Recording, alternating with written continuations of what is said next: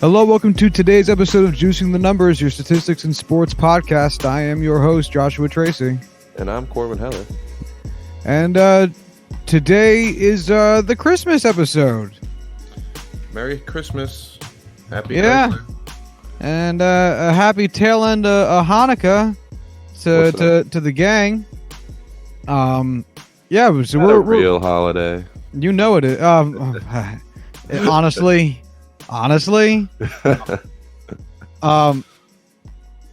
Anyway, we're recording this on Christmas Eve, 11 o'clock in the morning, as we're both getting ready for our own holidays, but we're still dedicated enough to bring you this. So, I'm sure it has nothing to do with us trying to avoid our families on the holidays. You might be avoiding family. I'm avoiding work. Either way, Fair enough. I am still working today because my company fucking sucks. That's ridiculous. Yeah, I work the day before Christmas, aka Christmas Eve, aka today, and I work the day after Christmas, and I work New Year's Eve because why do we matter? We are but lowly employees. You also work like go into the office like 3 days a week, so there's some give and take there. Now, there's no need to bring that into it. All right, fair enough. So I believe you and I are playing Santa Claus this episode, right? We are getting in the holiday spirit, and we are giving NFL teams the Christmas gifts they deserve. Not necessarily want, but deserve. I guess. Okay. I don't know.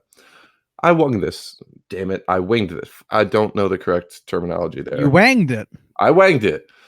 So, you want to get started in the good old AFC? I absolutely do. All right. So we're going to start with the Steelers, like always, because they're the go-to. Their gift this year, a new elbow for Ben Roethlisberger, because turns out Mason Rudolph, not so great, just got put on the IR, and putting a duck in charge of your team doesn't always work out great. So if Big Ben was back with a healthy elbow, this team would be a Super Bowl contender, if not one of the favorites in the AFC, because of that just unstoppable defense. So, Steelers, please get him an elbow for Christmas. I beg of you. Okay. If I was you, I would have wished for a brand new Ben Roethlisberger, but like a 10-year younger Ben Roethlisberger. But you do what you can. Okay, so let's move on. Next up, we have the Ravens, and I'm giving them some bubble wrap for Lamar Jackson. Not that I think he will get hurt, but if he does, that juggernaut is essentially dead. I do not think Robert Griffin III or my boy Trace McSorley is anything close to MVP winner Lamar Jackson. Trace McSorley's on the Ravens? Yeah. I had no idea. Yeah. That's funny as fuck. I'm so excited to watch the game this Sunday because they've already announced Lamar Jackson isn't going to play. So hopefully Trace McSorley could get some playing time against the Steelers, which would be dope to watch. That'd be amazing, Kick their ass, and then I'd be sad. Well, yeah. Next up, we have the Browns, and they're getting a chemistry set so that they can figure out what went wrong with their chemistry this year. Okay, I like that one. That's cute. Thank you. Next up, we have the Cincinnati Bengals, and they are getting a magic 8-ball because they need some good mojo and get a good idea of who their number one pick should be, whether it's a guy like Joe Burrow, whether they go defense with Chase Young, or they go with a guy like Tua Tagovailoa. Either way, if they fuck this up, they're dead in the water for a long time, so they need to get it right. Yes, sir. Yes, they do. All right, let's move on over to the AFC East. Ooh, I know them. We can start off with the Patriots. And much like you suggested for Big Ben, I'm getting them a time machine for Tom and Bill because they're getting old. And once they leave, I don't suspect the Patriots are going to be very good. But here's a twist. That time machine is filled with coal because fuck the Patriots. Yes. I agree. I really wanted to give them the time machine, and I really wanted to give them coal. So why not both? ¿Por qué no los dos? I agree. You want to do the Jets next? So I had misinterpreted this. And I was going to give them, I thought we were giving them like a piece that they needed. So in my mind, I was going to give them a new head coach. But in the vein of this, I think that they should get a subscription to Photoshop so they can figure out what the fuck they're doing with their logo, because what they come up with is not good. Listen, this is a totally open-spirited game we're having. It's not all just fun little ideas. There's definitely some players or missing pieces in here for the rest of the teams. So, Josh, you did a great job. Thanks, buddy. Yeah, also, that Jets logo, not great. It's just so shockingly. It feels like what they would have made if they were an expansion team. Yeah. It's like a placeholder logo. Or if it was like, I don't know, something a high school student did in like a intro to Photoshop class. It feels like a jumping off point, not what should have been the final product. Right. It's just, you know what? So it actually looks like a jumping off point for their old logo. Yeah. Yeah, I could definitely see that. It's anyway, just, I don't know. It's so conservative, but yeah. It is. Next up, we have the Buffalo Bills. And I gave them Odell Beckham Jr. with a nice big bow on top. God, they need that. He wants out of Cleveland, and their wide receivers are fucking awful. So if the Bills could get themselves a nice, good wide receiver, they would be a serious team, especially with their defense. So why not give them one of the best around, Odell Beckham Jr.? Right on. I mean, fuck the Bills, but right on. All right, so let's do the Miami Dolphins next. And I'm giving them competent talent. God damn it. Competent talent evaluators. Because when they do find talented players, they can't even evaluate them properly internally, and they end up trading them away or letting them walk. We've got guys like Minka Fitzpatrick and Kenyon Drake playing like all-pro players right now. Then you've got guys like Ryan Tannehill playing for the Titans, who looks completely different than he did when he was playing in Miami. And then you have guys like Jordan Phillips, who they let walk and eventually signed with the Bills, who is having an amazing year this year. There's more players. I just couldn't come up with them off the top of my head at like midnight last night. So I'm sticking with the 4 big ones. Beautiful. Yeah, thank you. Let's go to the AFC South, where we can start with the AFC South is like definitely the worst division for me. Not like knowing the teams, but just like they got some really straightforward gifts. Nothing fun. The Jaguars get Ron Rivera. Riverboat Ron. Oh, that'd be great. That's a great fit. Yeah, they have the talent on defense where he can bring his system in and really hopefully bring them back to what they were when they were going and competing against the Patriots for the AFC Championship.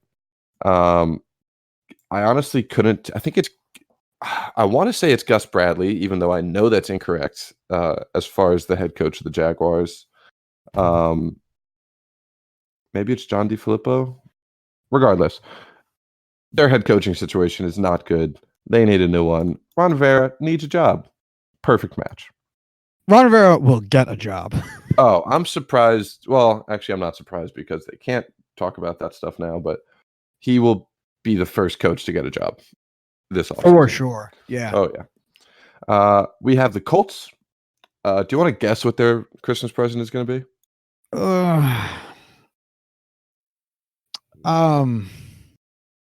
Quarterback, Andrew Luck back. Time machine for Andrew Luck. Andrew Luck.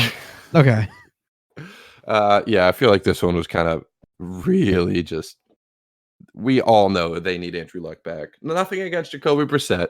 He's been playing very well. A well-placed cyanide capsule in Jim Irsay's drink.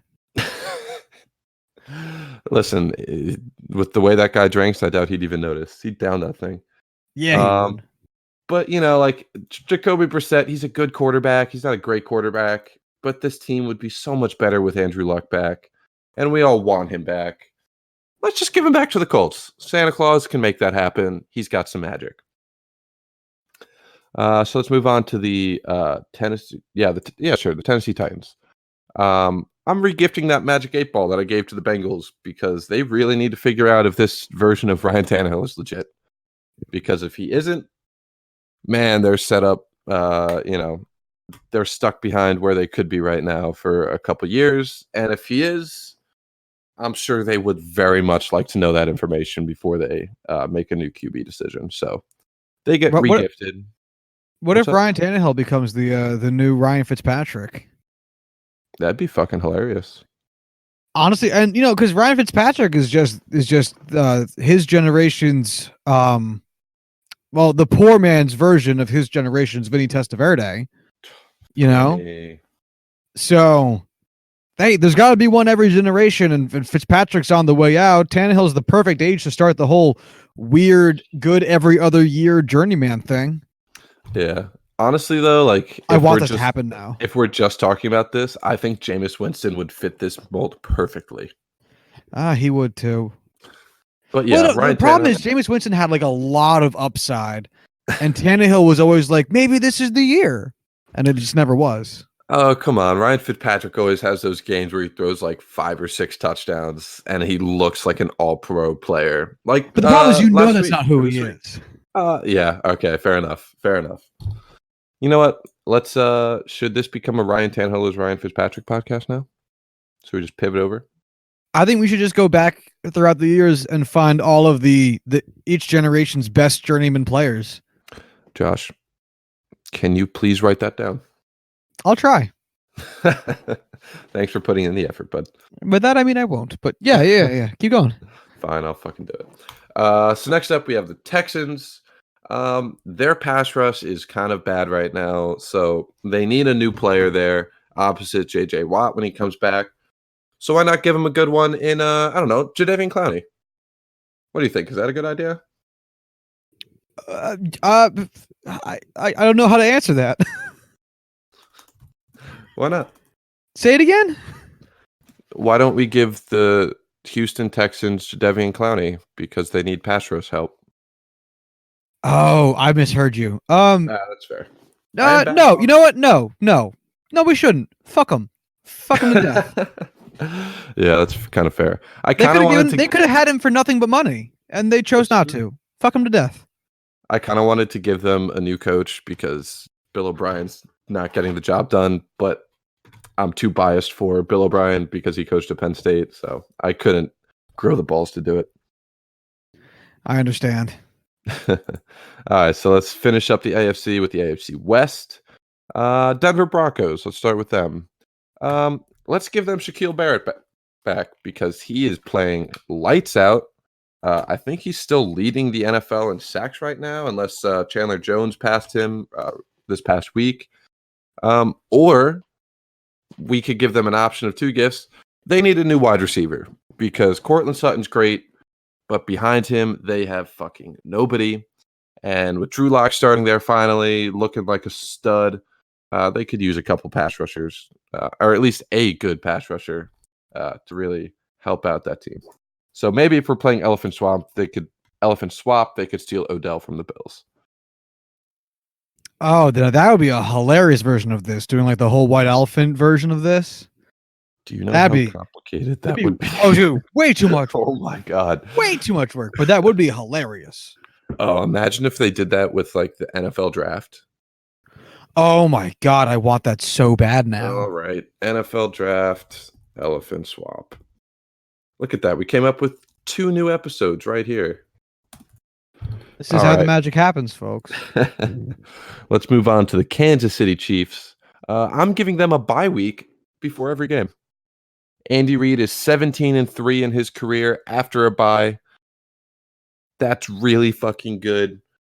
Let's just give them a bye week before every game. Why not? Let's just help them out because, they could use that help. No complaints from me.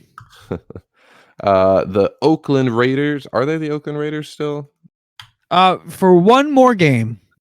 I'm giving them a free consultation with a contract lawyer because, man, I don't know what to even think of John Gruden's contract anymore. All I know is that they probably don't either. And so if they could talk to somebody about it and see what their options are, that probably would be a pretty good gift for them.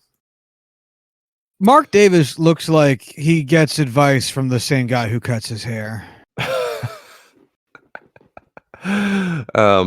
For those of you who don't know what Mark Davis Google looks him. like? Just It's Google not, him. It's not good Oh, advice. it's so much worse than you're thinking it is. It's one of the worst haircuts, if not the worst I've ever seen on a man, and he has had it for like 40 years. Yes, it's a very rich man with a $3 haircut.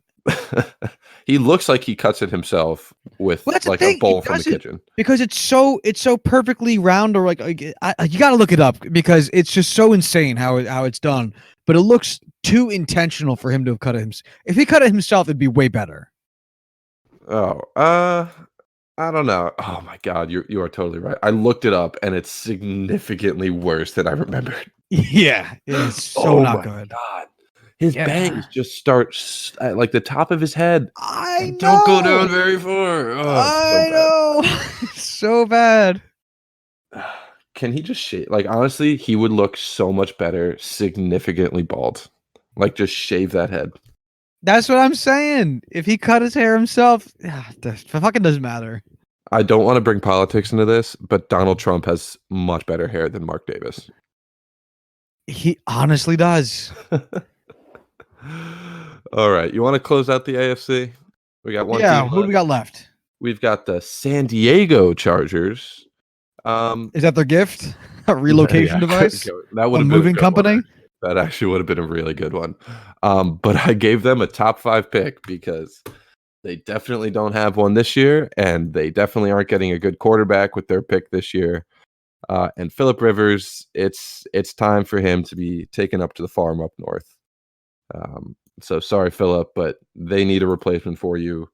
I don't want to just hand him a quarterback because, spirit of Christmas, whatever. They have to earn it, but they can at least pick in the top 5. I honestly, they could probably also use one of those magic 8 balls you're dishing out. Yeah, I didn't want to. I thought about it. I think I had that there originally. I just didn't want to give it to 3 straight teams, I understand. Yeah. So you want to do the NFC? Let's do it. So we'll start with the NFC East and the New York Giants. I've reached out to some local Giants fans because there's so many by us. And the consensus was that they need cornerback help. So I gave them Jeffrey Okudah in the draft next year because it's about where their pick would be. But I thought, man, that's kind of boring. So I decided to give them a Saquon Barkley workout guide because that man knows how to work out. And the Giants look like they could use it sometimes. So you got yourselves a nice little book. You know what? A yoga aerobics, a class taught by Saquon. I feel like that could be pretty fun. I just had another episode idea. All right, lay it on me. Which you had to pick one player on each team to have cloned and be every player on the team. Who did you pick? Because for the Giants, it has to be Saquon. Oh, 100%. It has to be. So who would that player be for like all the other 31 teams? Because like the Packers wouldn't have 54 or however many players Aaron Rodgers is. Mm-hmm. He can't run or block. So I feel like there would be very few quarterbacks picked. Very few. Like a Cam Newton would be. I was going to say Cam Newton, yeah. Maybe Lamar Jackson, just because you could play backyard football with him. Same thing with the possibility of Patrick Mahomes, possibly. True. A lot of running around. I mean, obviously, we're going to have to look into these rosters to find the most athletic players, but... what do you mean? Why not Phil Rivers? Yeah, right. I want 22 Phillip Riverses trying their best. Sorry, Joey Boso. You've not been picked. We've actually gone with 45-year-old Phillip Rivers. Yes, we now have an endless supply of Phillip Rivers. Oh, God. Talking clean white man trash talk. Good job, guys. Good job. All right, let's move on to the Cowboys, who are getting a new contract extension for Jason Garrett. Because fuck the Cowboys, and I don't like them. And they officially did not make the playoffs because the Eagles won. And I didn't realize that they had tiebreakers. Oh, I forgot about that. Yeah. So yeah. They're fucked? Yep. Cowboys officially missed the playoffs. That gives me a nice sensible chuckle. Yeah. The Eagles are going to make the playoffs. The only question is, will they do it at 9-7 or 8-8? Do we care? I kind of do. I kind of want them to make the playoffs at 8-8. Yeah, I kind of agree with you. Because no one's happy. They play the Redskins, I believe. Gotcha. Yeah. Well, speaking of the Eagles, they're getting a Costco-sized box of all the cornerbacks they could possibly get their hands on, because whoever they got back there, like Ronald Darby, Jalen Mills, they fucking suck. So let's just get the biggest box of cornerbacks we can get and just let them figure it out. It seems too generous, but I understand. Dollar General size box of cornerbacks. How about Walmart brand cornerbacks? Yeah, it's a I nice don't like the compromise. Eagles. Fuck the Eagles. Yeah, fuck them. Fuck the NFC East, man. Yeah, I'm not opposed to that sentiment either. All right, let's get rid of these guys quick by finishing them up with the Redskins. I gave them a new name. It's not what they want, but it's what they need and what they deserve. So fuck you, Redskins. What's their new name? The Dan Snyders. See, I've always been a fan of the theory that the Redskins should just change their logo to a potato and be the Redskin Potatoes. And just have a giant, like, 10-foot potato mascot running around on the sidelines. Yeah, because the thing is, like, you can still call them the Skins. The uniform color stays the same. Everything about, like, because then Redskins fans don't have to adjust to the whole new name and new logo. They can still be the Skins, and it becomes significantly less offensive. Like, we could convince Dan Snyder to license out Mr. Potato Head to be their mascot. They can have potato guns for the cheerleaders that they shoot into the stands. To put the fans just living in misery out of that misery. And then it becomes like a whole thing that they can give away at the concession stands is like, genuine Washington, D.C. Redskin potatoes for your Washington Redskins. We got mashed potatoes. We got French fries. We got roasted potatoes. We got hash browns. It instantly becomes the tailgate item for every single tailgate. You know what? The last couple of weeks of the year, they could have latkes to celebrate Hanukkah. Straight up. That's a great idea. Like, it's such a better idea, isn't it? Oh, God. Can we write a letter to Dan Snyder in the NFL petitioning for this? Why do you think Dan Snyder can read? Yeah, fair enough. You want to go to the NFC South? I do. Let's start with the Saints. I'm giving them 6 catches for Mike Thomas, who currently has 144, and 150 is such a nice round number that I think he should set that record there. 6 catches, bench him. That's it. Simple gift for a team that doesn't need much.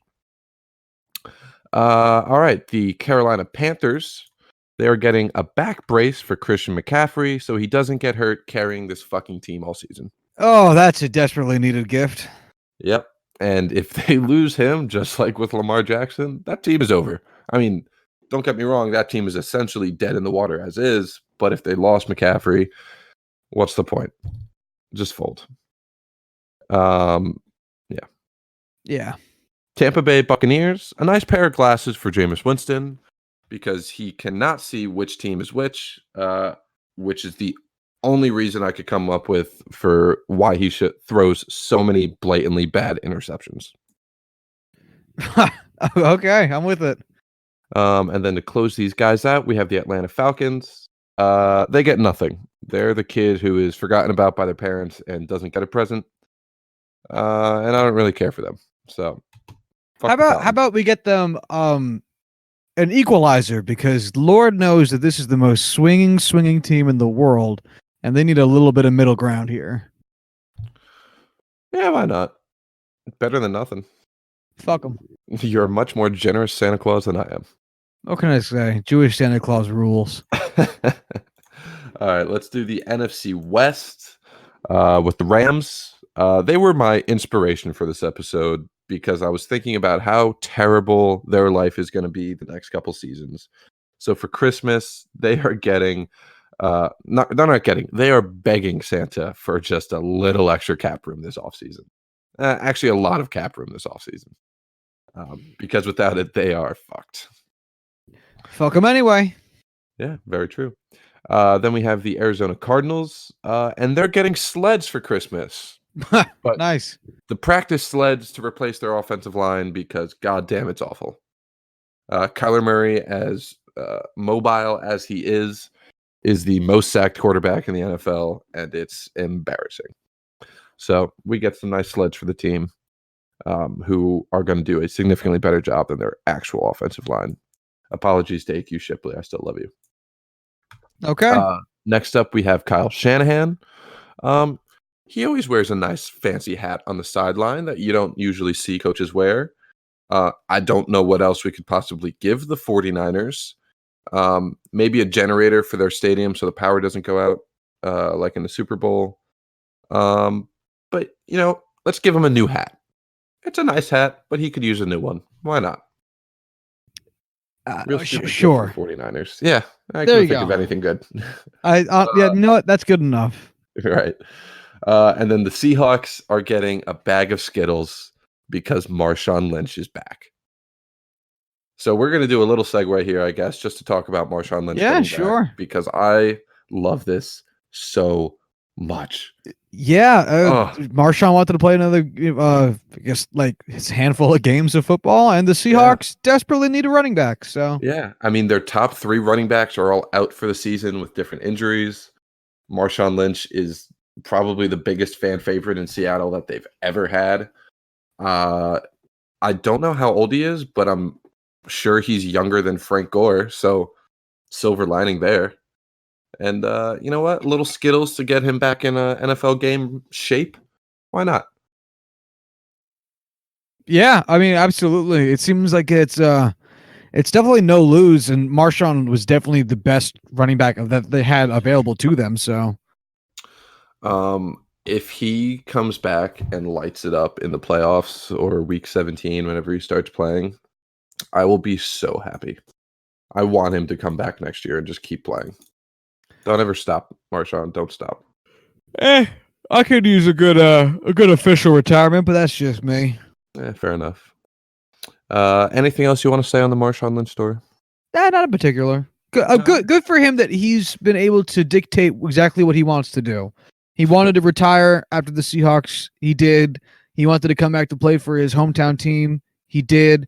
And then when he decided he wanted to play a little bit more and go back to the Seahawks, he did. I mean, it's cool that he's in a point where he has the ability to do that, and teams let him. It's cool to see that he has that kind of control.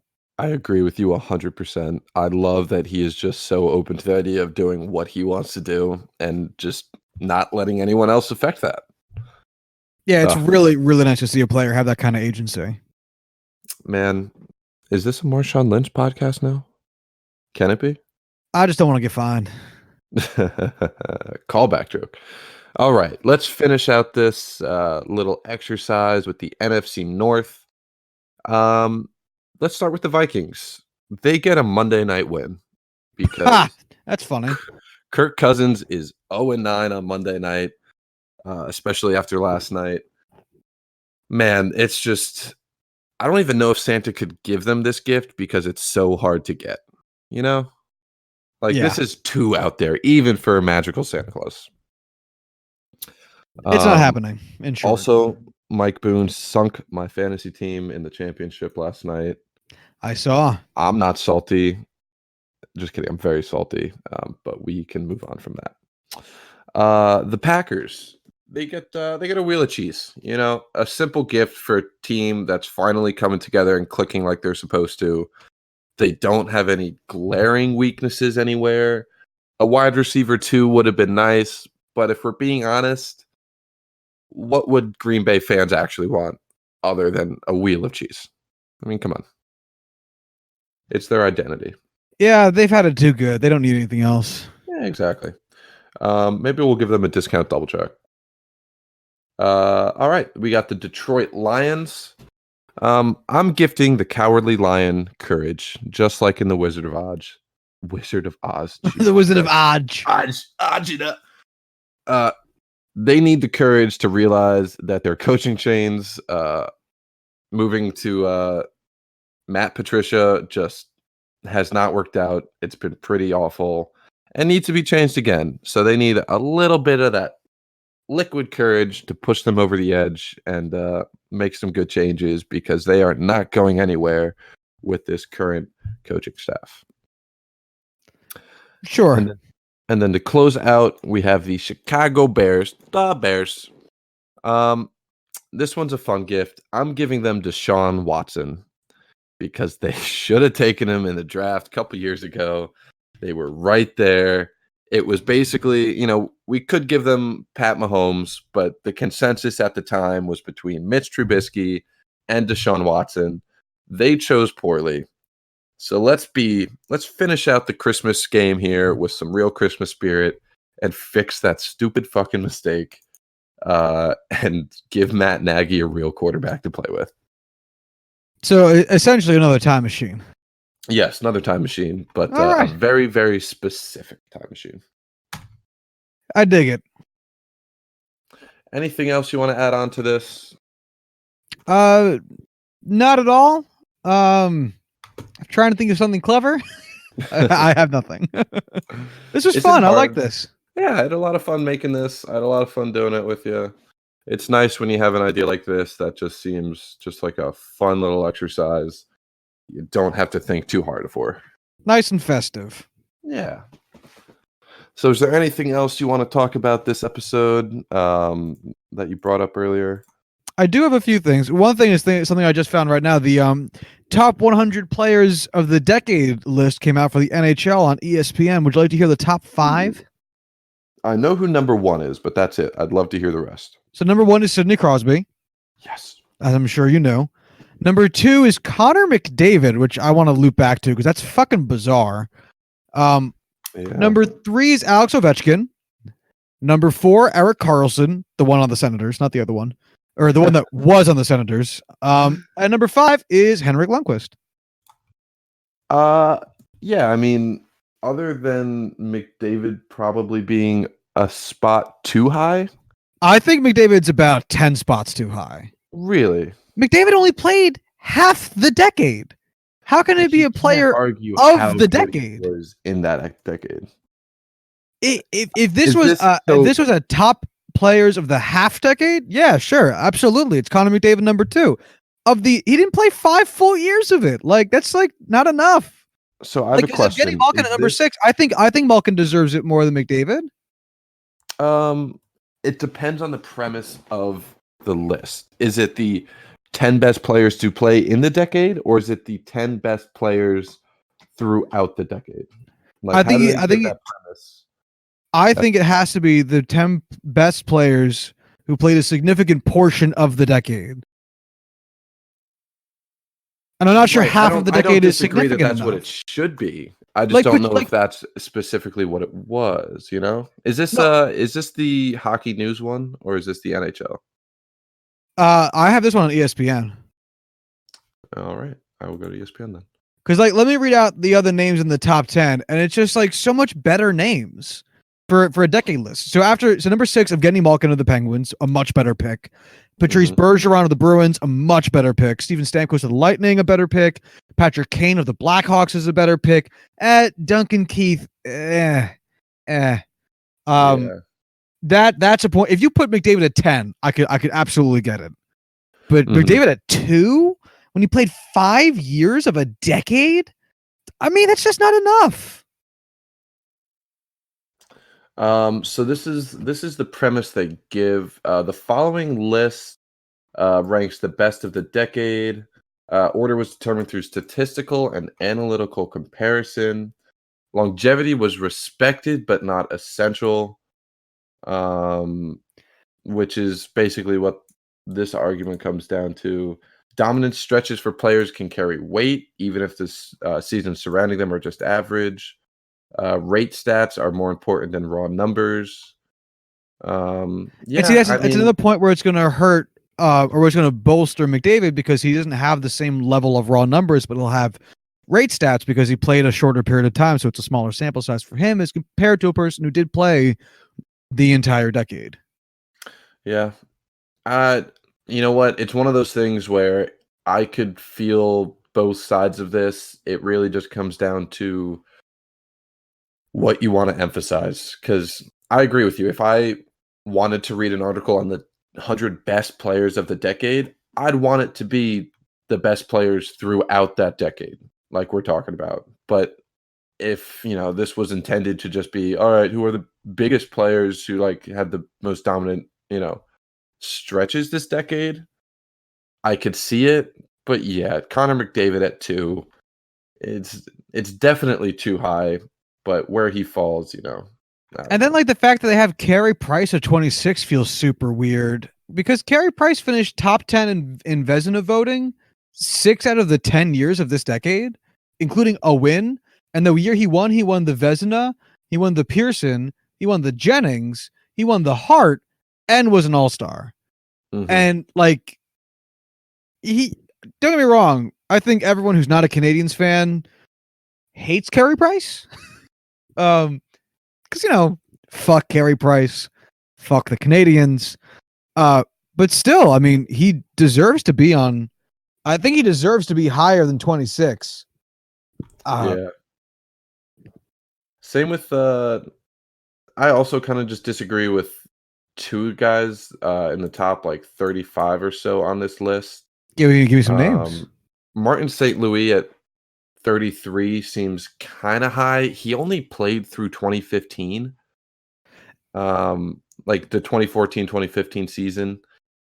He was good before then. I just don't know if he was dominant enough those 4 or 5 years to really argue that he deserves, a top 35 spot on this list. So let's see. Martin St. Louis. Let's start. Do you want to start 09, 010 or 10 to 11? I think they started 10 to 11 on the list. Okay. In that span of time, he won 2 Lady Byng Awards. Sorry. They started 09, 010.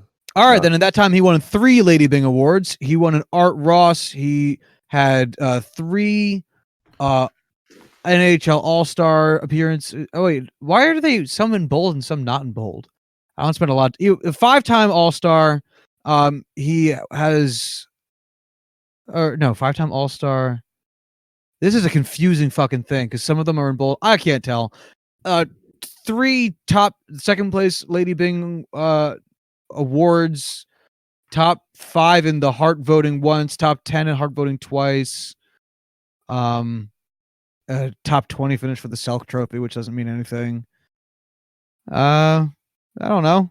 It's a good career. Like it's a fantastic career. I just don't know if 4 or 5 years of he had 2 shorthand goals, 32 power play goals. He had 448 points. I don't know, 133 hits. What do we care about here? 14 plus 14, 153 goals, 295 assists. Yeah, it's a back end of a career. Yeah, I mean that's for sure. I love him as a player. I just don't know if he was the 33rd best player throughout this decade. Well, here, let me tell you some numbers here. So in those 5 years, okay, he had, and I guess this could be mildly cherry picked depending on your view of things, but whatever. Oh, come on, Pro Hockey Reference, quit fucking me. I have to reload it. Connor McDavid. I'll start with this thing. Connor McDavid in his career has 434 points, right? Yes. In those 5 years that Martin St. Louis played in this decade, he has oh fuck, I did it wrong again? Fuck me. God damn it, Josh. I'm sorry, folks. Give me 1 second here.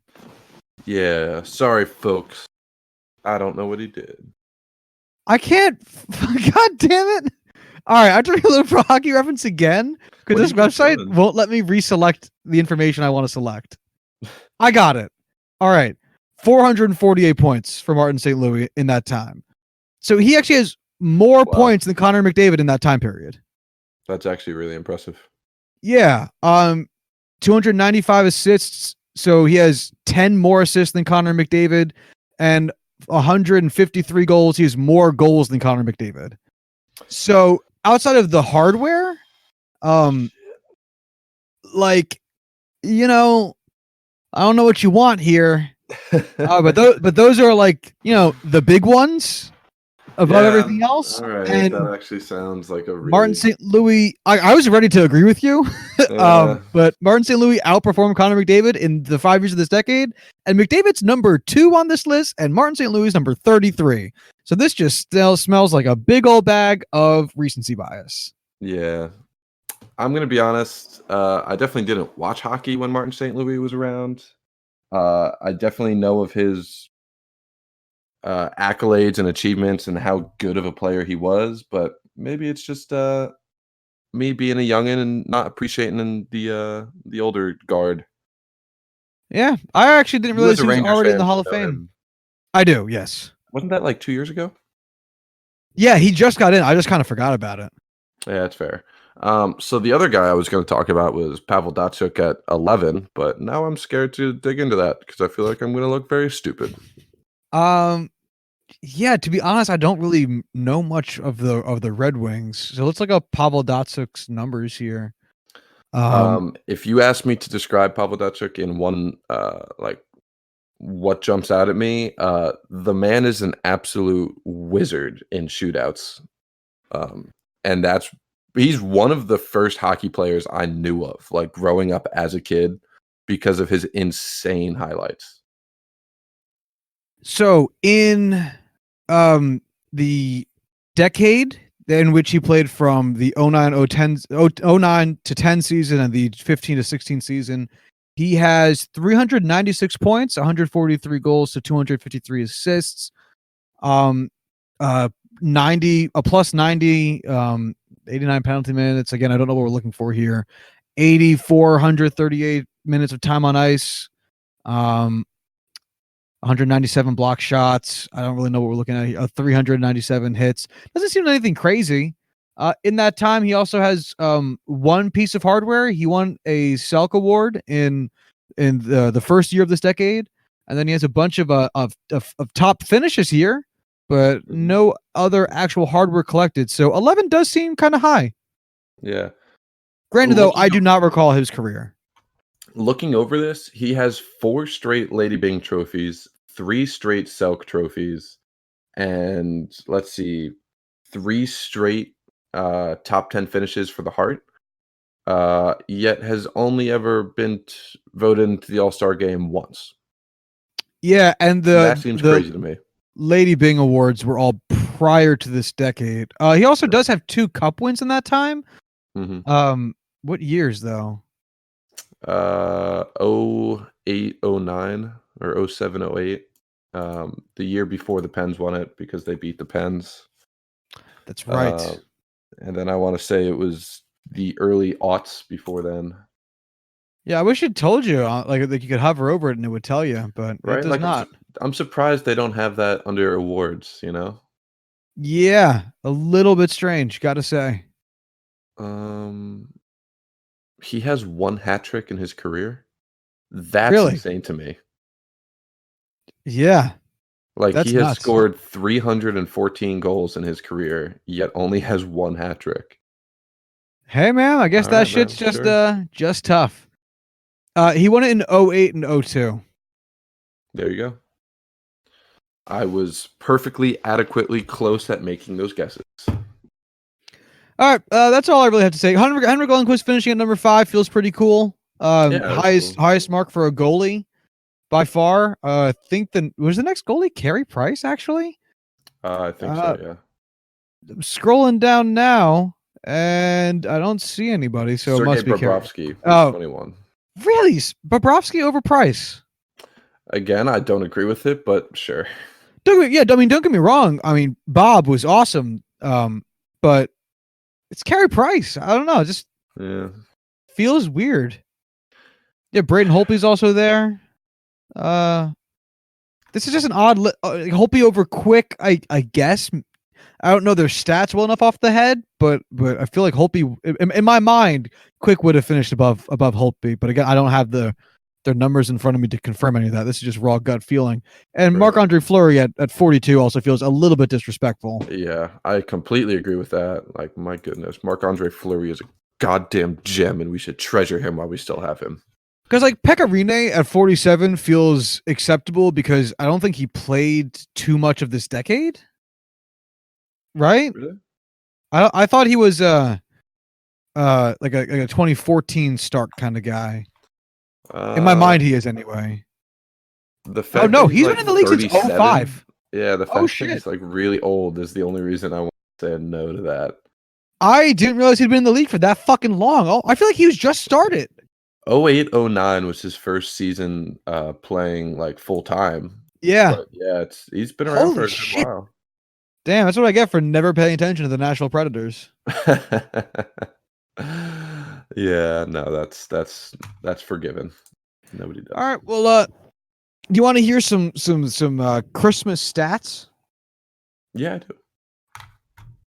Uh, I thought for a second I thought you were doing the outro, and I was like, why would you ask me that at the end of the episode? No, I got a few here. Don't have to go too into detail in it, but I figured it might be a little interesting.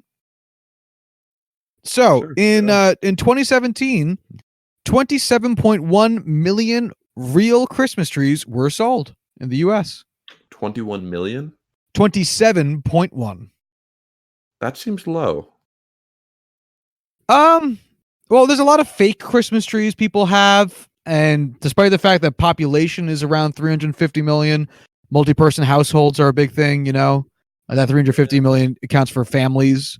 So if you assume every family is like 4 people, you divide that number by 4 and it gets a lot more manageable. And then, how many of them have how many of them have fake Christmas trees? How many of them are, most of them are Not Jewish or Christian. Indian. And yeah. So it makes sense. Sure, with your reason and well thought out response. Fuck you. This one's interesting. Nearly half of Americans do not buy Christmas decorations. What? Now, granted, again, let's say some percent of these are going to be, non-Christian people don't celebrate the holiday. I would assume the rest of that comes from people who already have decorations and just aren't actively buying new ones. Yeah, I guess, but like half is, again, that just seems like a lot. I just feel like everyone's always getting Christmas decorations to put up. Since that one seemed high, this one will seem low. 46% of people have lied about liking a Christmas gift. That does seem extremely low. Yeah, right? Like, you're telling me that less than half of people. Every year. I do that every year. Oh, Mom, I love this sweater. It looks so great. It'll go so good with the bottom of my dresser drawer. Yeah, this thing I'll wear that one time just in front of you so you see I wore it. Wow, a corduroy like jacket? Love you shouldn't it. have. All right, this one I'm interested to get your take on. 47.4% of women want to get jewelry for Christmas. Do you think that's high or low? Honestly, I feel like that's kind of like on a sweet spot right there. Maybe a little low. I feel like a lot of women definitely want to get jewelry, but it's not like their top choice. I actually feel like it's a little bit high because I feel like, really? Yeah, because clothing and accessories, especially accessories like that, like you want to get that thing that you really like. Because if you don't really like it, you're just like, there's no like lazy day jewelry like there is like lazy day clothing, Mm-hmm. Or it's like, oh, that sweater Tim got me that year. All right, I'm not going outside of the house today. I'll put it on. But you're not going to do that with like a ring or a necklace. So I feel like you'd want to get something you genuinely like, and I wouldn't want to ask like Uncle Tom for that. So yeah, like plus if you're a woman, it's most likely going to be a man buying you that jewelry, and our taste is fucking awful. So terrible. I get that completely. Ooh, this one I definitely disagree with. 32.3% of men want gift vouchers for Christmas. Nah. Fuck that shit. Yeah, fuck gift vouchers, dude.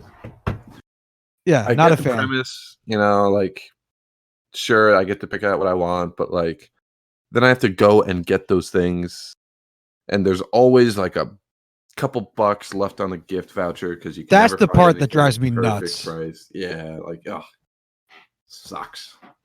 60.6% of people in the U.S. prefer buying their gifts online. I can't believe it's that low. Yeah, for real. Who wants to go out into this madness to buy things? Well, 60% of U.S. shoppers who choose to shop at brick and mortar stores do so because it allows them to interact with the product. I don't know how much there is to interact with when you're buying a shirt, but apparently Yeah. people like doing that. I mean, clothes I kind of get because you try them on, but if it's a gift, you're gonna try it on for them, you know? Yeah, I don't know. Yeah, man, people are dumb, so This stats feels just too specific. 76% of U.S. consumers use computers to buy their Christmas gifts online. how else would you do it? Your phone? I guess, yeah, your phone, but like, why do we What? need this stat? Yeah, like if you're gonna buy something online, you're gonna use a computer. I don't like what was it, like 76% you said? Yeah, I don't understand what they're trying to portray with this statistic. nothing significant. 23% of Christmas shoppers in the U.S. rely on social media to help them make the right choice. Yeah. I do I too, feel like, honestly. yeah, honestly, like there's so much stuff going on and seeing a product on social media all the time, like even though I to avoid being persuaded by like social media pressures, it's unavoidable to some degree, I'm not sure it counts as social media, but I use BuzzFeed a ton around the holidays. Really? Not even because I particularly care for the products that they suggest, but because they have a million different lists that, like, just by sheer force of volume, I know I'll find something. Yeah, that's fair. I use Amazon like Amazon like recommendations and Yeah. then basically use that to base off what I want for myself for Christmas. 66% of Americans say they do their research online but buy their gifts in brick and mortar shops. Feels like it should go the other way around. Yeah. I mean, I guess prices can be cheaper in stores than online, maybe. It I don't usually know. is the opposite, Yeah, but I guess you're I right. get that too, but like I don't know. High income households are more likely to shop online for Christmas gifts. Okay. Yeah, sure. Why not? I guess they're just more likely to shop in general. So there you go. All right, here comes some of this. Here comes the stats that I really wanted to. All right. In 2018, U.S. households spent an average of $1,536 during the Christmas holidays. How much? 3,600? 1,536. Oh, 1,536. Wow, I don't know. Maybe it's just me being frugal, but that seems really high. That seems very high. That seems like so much money. Holiday retail sales in 2018 surpassed $1 trillion. I totally believe it. Oh my God. Americans spend on average $123 on their spouses for Christmas. Yeah, that seems totally adequate. 22% of Americans believe their Christmas spending will leave them in debt. Hold on. They spend $126 on their spouse, but $1,500 in general? That's what they're saying. But it said spending overall, so I'm wondering if that means like people who buy Christmas tickets. I mean Christmas like plane tickets for Christmas to travel. Oh, yeah. Like it includes those expenses. Uh-huh. Okay, that would make sense. Or if it was like everyone in the household spending, not just Yeah. Yeah, for sure, household spending. 62% of Americans buy their gifts in the week before Christmas, aka fucking lunatics. Yeah, no kidding. I can't shop that close to the holiday. It drives me nuts. No. Which Unless brings me you to do it online. Even then, but you're right. I would much rather do that. Which brings me to the next stat. 28.8% of U.S. shoppers start their Christmas shopping in November. I start mine in October. I hate shopping for Christmas too soon or too late. I admit I usually start in November just because I usually wait. It's a good time to start though. Yeah, like I usually have everything planned out, but I won't purchase anything until November comes. Oh, okay. I'm going to read the next two stats together. All right. Sure. 19% of Americans spend their money during the holiday season on completely unplanned purchases, and 51% of Christmas shoppers buy gifts for themselves too. Only 51%? Only 51%. The other 49%, too poor. Yeah, all right, fair enough. I always get myself a Christmas gift, whether it's like something small or something, fairly decent size, just because I buy myself stuff throughout the year. This is just a really nice excuse to do it for me. You're You know? already shopping too, you know. Yeah. You know how often I'll like have a Christmas or a shopping cart on Amazon full of shit, and then I'll see like a $3 to $6 item in my save for later. That'll be like, well, I need this, and I'm already buying something, so throw it in the Yep. cart. Exactly, 100%. What's another good one? 14.2% of Americans say they sell their possessions to fund Christmas spending. Holy shit. How much? How many people? 14.2%. If that becomes a serious issue, we need to stop celebrating Christmas. Like Yeah, that is fuck those kids working in the wow. sweatshops, but if people are selling the shit from their attic, And what was the one we've gone too far. you said earlier that I didn't fully hear about people going into debt? Oh yeah, let me I think it was 22% believe Oh, that Christmas is going to put them in debt. Yeah. that's insane to me. Come on. Well, I'm going to close with probably the most interesting of the stats that will be equally as insane to you. Are you ready? Yes. 61% of people in the USA would reveal personal information to get special deals. What do they like say what personal information is? They don't classify what that would be, but I have to assume it could be anything. In my mind, it could be anything from like age range and demographics. Yeah. I would imagine that's most specifically what it's going to be.